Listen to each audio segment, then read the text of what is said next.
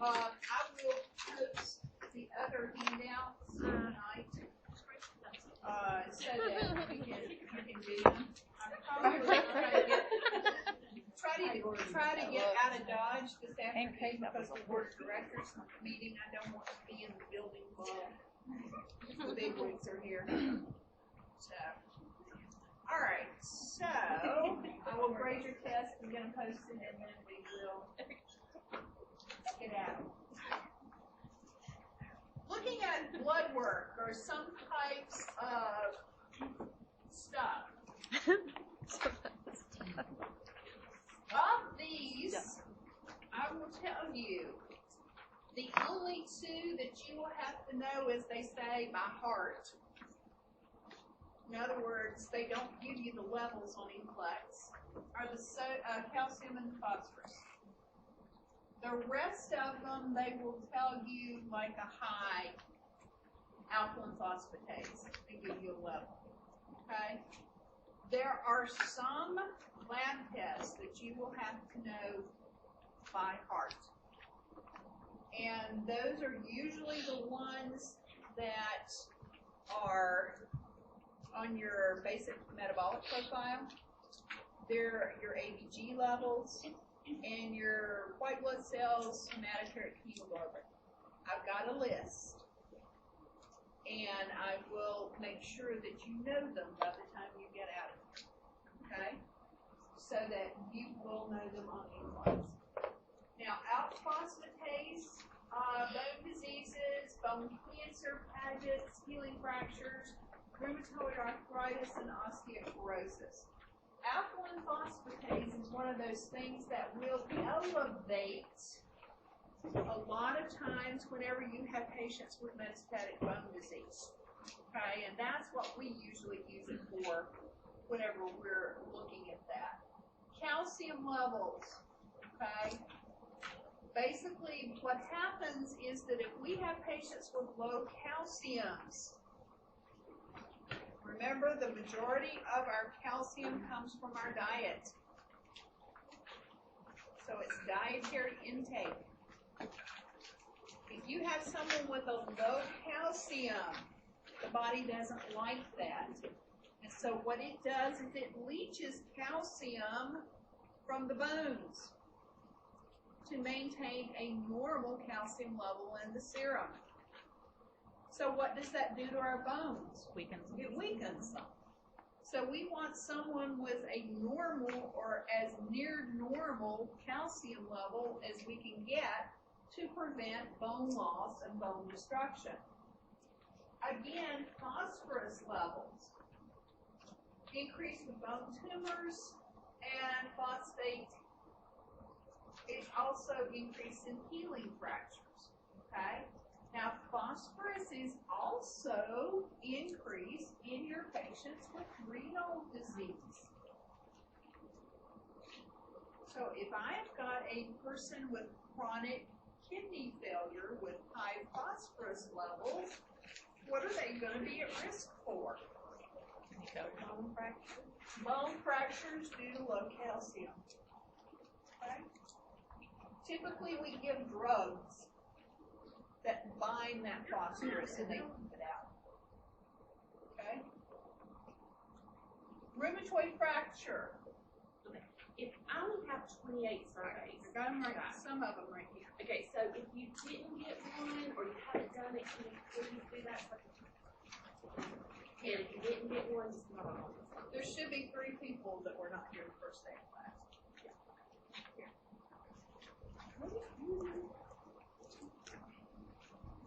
All right, rheumatoid factor. Remember, we see that where? In RA, rheumatoid arthritis. However, remember that not everyone that has rheumatoid arthritis is RA, has rheumatoid factor. About 80% of the people that have RA do. A lot of times what you will see is that it may not be positive for the first year, but about 80% of people do. It's also increased in lupus erythematosus and scleroderma. What is lupus and scleroderma? They're autoimmune autoimmune disorders too. Okay? So what you see is that rheumatoid factor may be elevated in some of your autoimmunes. Uric acid.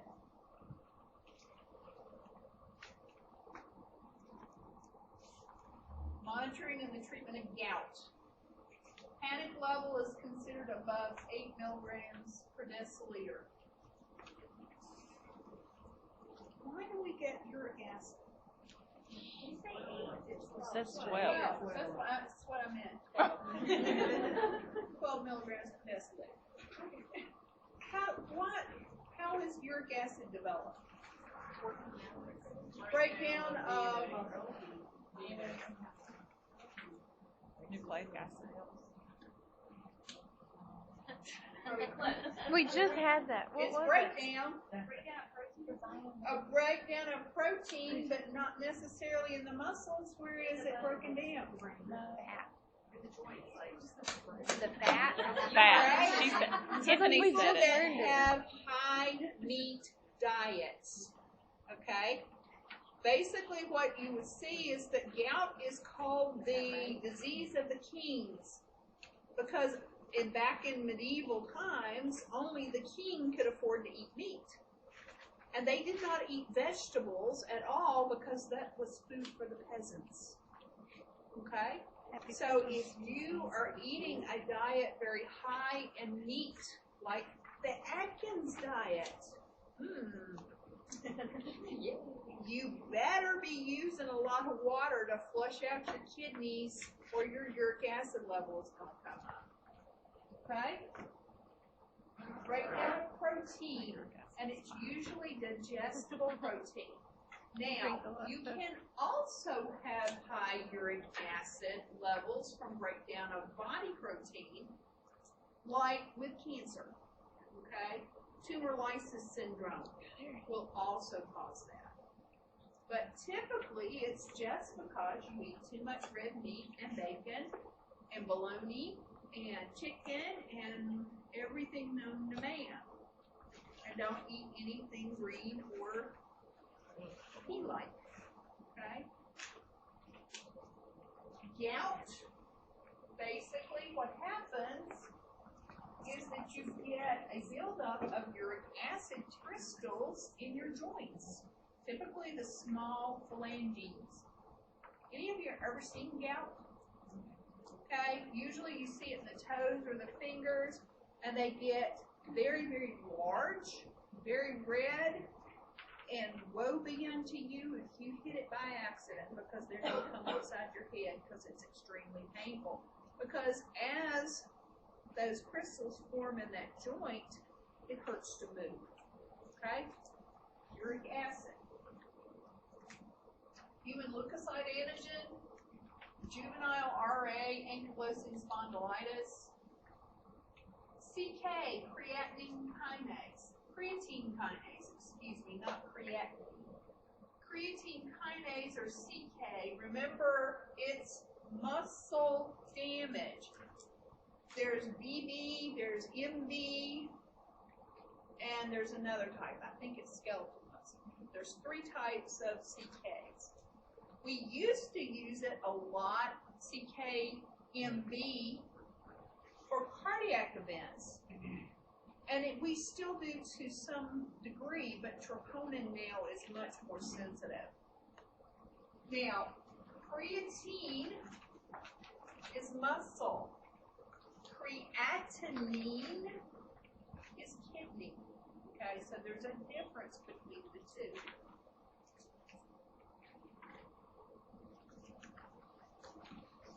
Now, our diagnostic tests that we use, plain old x-rays. The best way to see if there's a fracture is just x-ray it. Plain films. If you don't see it on plain films, then typically they would do a CT scan. But the best way to look is MRI. Okay? MRI not only will give you a good visual of bone, but it will give you a good visual of muscle tissue as well. Okay?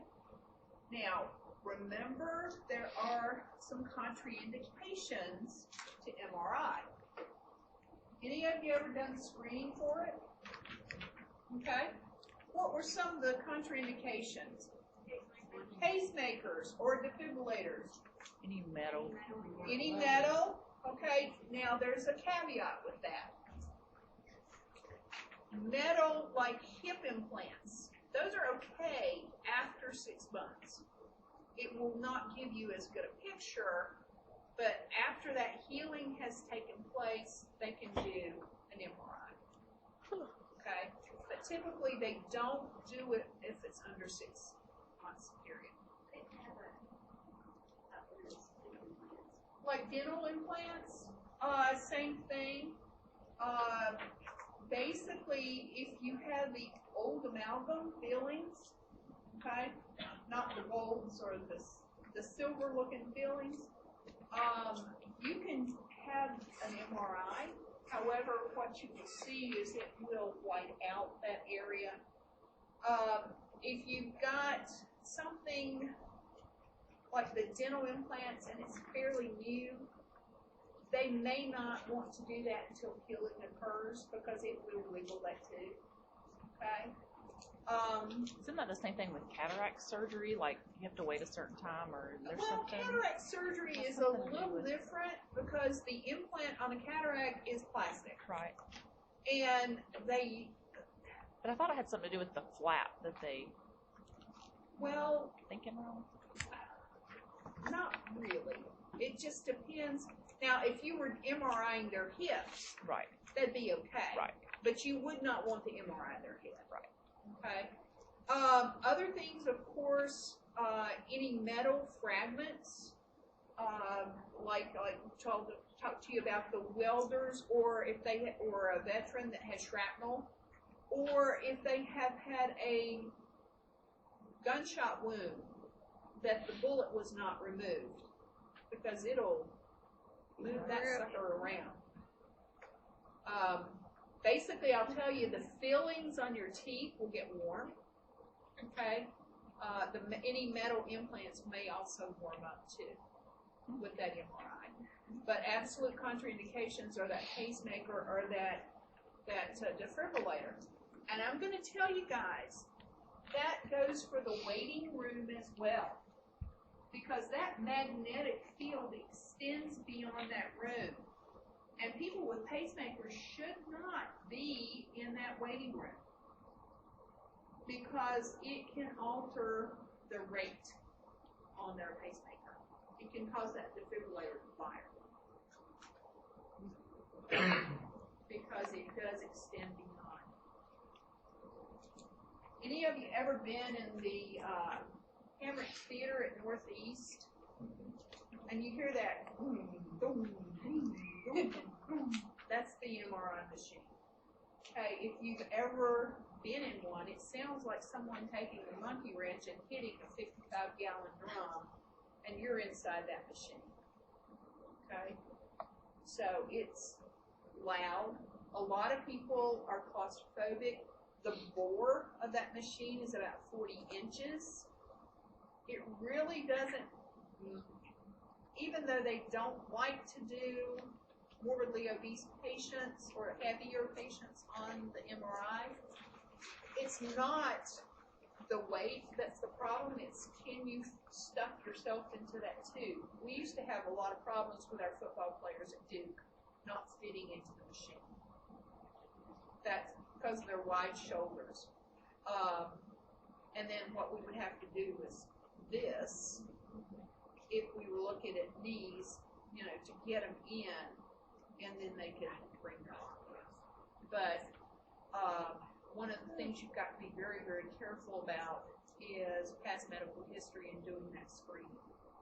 Now, with MRI, claustrophobia is going to be a big, big issue because a lot of patients tell me it feels like I'm in a coffin because it is only 40 inches round. So you feel, like you're looking up and there's something right above your head. So claustrophobia is one of the things that can be an issue. Now, they do make open MRIs for people that are claustrophobic or larger, like my football players with the very large shoulders, and they work fairly decently. But those closed bore will give you a much better picture. Okay.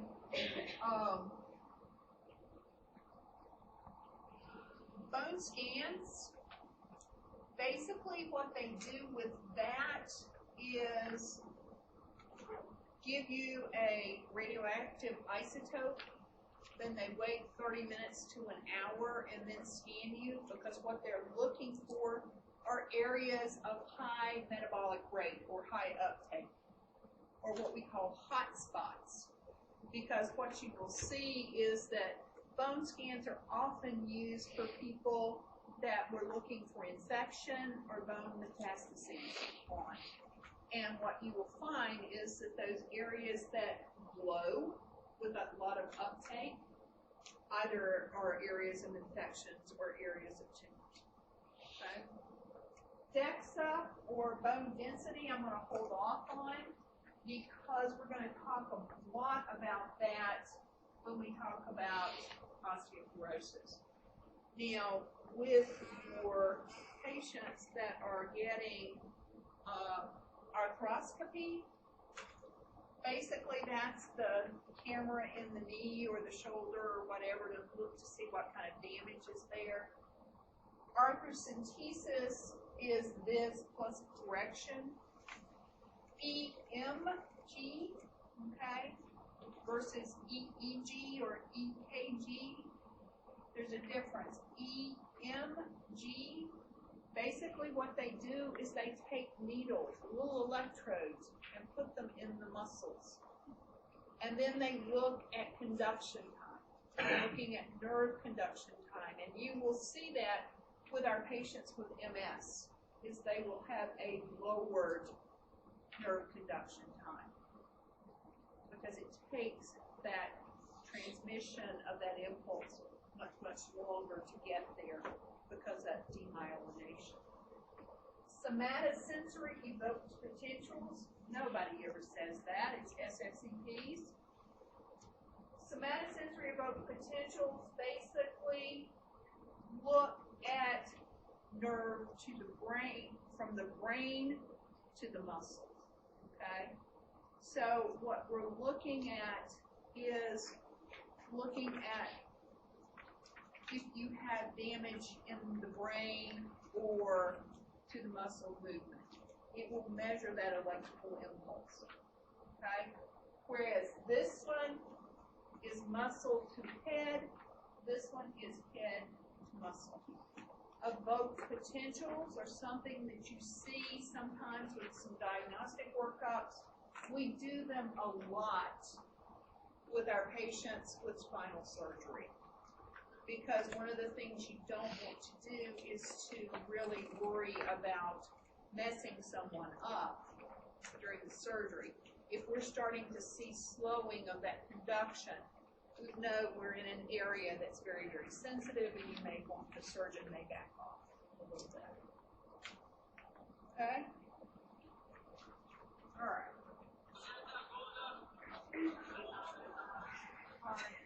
That's all right. It is Bernadette. Some of our caring interventions, rehabilitative nursing. We're working on restoring that a person's ability to live, work as normal manner as possible and strive for optimal function. Some of our nursing interventions may be preservative to help their clients maintain what their normal mobility is. That may not be what their old normal was, but it may be what their new normal is. And then restorative, help them to achieve a level of mobility they had before the illness, injury, or surgery. Think about this as your patients that you're helping with on joint camp or post-surge 2. They've come in, they've had their knee replacement, their hip replacement, and you're helping them get back to what they were before they had that damage that had to be done. Pharmacologic therapies, we're going to talk about significantly as we go through. with some of your pharmacologic therapies, they can be palliative. They're not curative, like in multiple sclerosis. Basically, the drugs we give in MS are to prevent further damage or to prevent relapse. It does not cure the damage that's already done. The other thing you may see is antispasmodics. Okay, there are two types. There's central acting, and then there's skeletal muscle relaxants. The central actings are going to be your benzos, your lorazepams, your diazepams, like Ativan or Valium. They also help with anxiety, but they centrally cause a relaxation of the muscles. Now, your muscle skeletal relaxants like dantrolene or baclofen only work on the musculoskeletal system. Dantrolene, it's on there. Lorazepam or Ativan, or diazepam or Valium. Now, what do you think the difference between those two are? If it's a central acting benzo, what kind of effects am I going to see? Sedation. Okay, and also risk for falls, right? Okay. Now, my skeletal muscles, like the dantrolene, I'm not going to see that sedation usually. But usually it decreases their risk for falls because it does not sedate everyone. Analgesics, boy, is this a hot topic right now. Because we're talking about your opioids, we're talking about your non-narcotics, we're talking about all sorts of things. And because of the opioid epidemic that we have in the United States right now, we're going to see a whole lot different prescribing habits with a lot of our physicians than we did before. In fact, some states now are requiring that physicians only write a 7-day script for any narcotic instead of the 30 or the 60 or the 90 day, which sort of goes counter-inductive to your insurance that says we won't fill it if it's not a 90-day script. So we're going to see a lot of changes and a lot of permutations on what's going to happen with patients with their narcotics or even their non-narcotic analgesics. NSAIDs or anti-inflammatories. Oh, it's just Advil. Get that over the counter, so it can't be bad. One of the things that you're going to have to be very aware of is that NSAIDs cause kidney damage. So chronically taking NSAIDs not only can harm kidneys, but it elevates the risk of cardiovascular disease, i.e. myocardial infarction and stroke.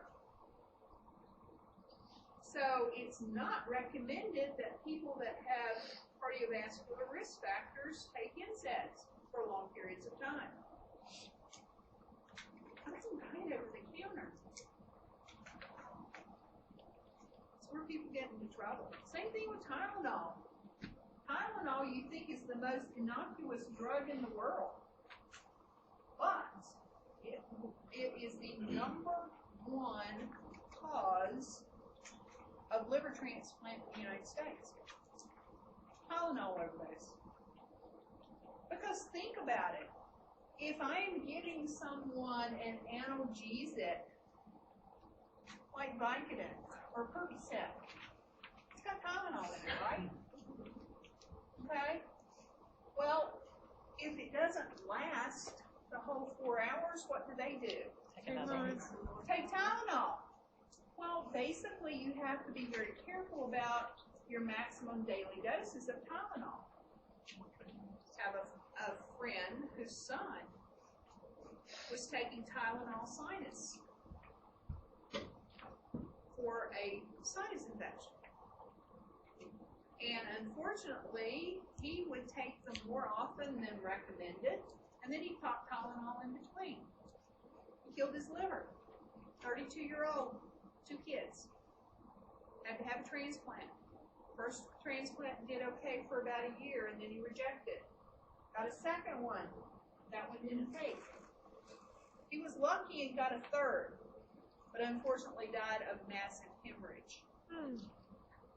The kids were 2 and 5. Just because he did not follow the instructions on the Tylenol box. So it's something to think about. Just because it's over the counter does not mean that there are not major side effects. And you will talk about that again whenever you talk about some of the nutraceuticals, which is the new term for herbal medicines. Okay, nutraceuticals. In other words, you take the nutritional supplements. But they can have major side effects. And just as a FYI, anything that starts with G, ginger, ginseng, glucosamine, any of the G's can alter bleeding time. So people should not take any of the G nutraceuticals if they're taking an antiplatelet or an anticoagulant, because it will alter what their INR or their bleeding time is. Shouldn't also, and we'll talk about this when we talk about OA, glucosamine will also elevate blood sugar. So diabetics should not take it unless they tell their physician about it and you compensate for it with whatever your anti-diabetic medicine. Alright, so what we will do is start with osteoporosis tomorrow. And then probably start with back pain and scoliosis. I will, like I said, I'll get those handouts posted. But my priority is your test. Thank you.